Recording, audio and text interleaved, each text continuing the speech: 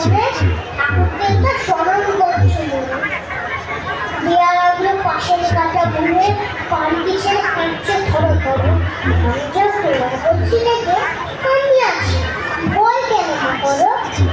লাঠি, মাথায় চাকটা চুল, কানে তাতে ঘুরলে জবার ফুল।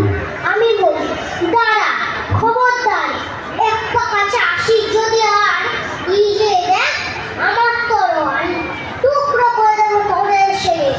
শুনে তারা মাঠ দিয়ে উঠে চেঁচিয়ে উঠল,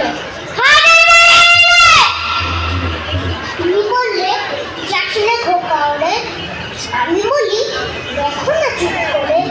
শুকিয়ে ঘোরা গেলেন তাদের মাঝে, ঢাল তরোয়াল ঝনঝনিয়ে বাজে।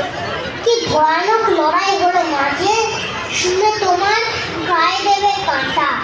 কত লোক যে পালিয়ে গেল ভয়ে, কত লোকের মাথা পড়লো কাটা। এত লোকের সঙ্গে লড়াই করে ভাগ্য খোকা গেল ওই বিছিয়ে।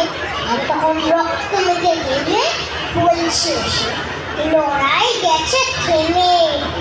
শুনে পাল্টে থেকে নেমে চুমু খেয়ে বলছো ভাগ খোকা সঙ্গে ছিল। কি দুর্দশার হতো তা না হলো, রোজ কত কি ঘটে যাহা তাহা, এখন কেন শক্তি হয় তাহা।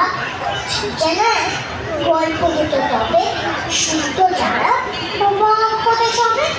তারা বলতো কেমন করে হবে, খোকার গায়ে অভিযোগ আছে।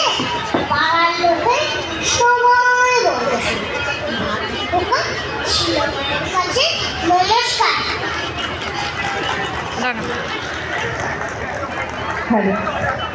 সত্যি অসাধারণ। এই হাততালিটা কিন্তু আরেকটু জোরে হবে ওর জন্য, সকলে মিলে।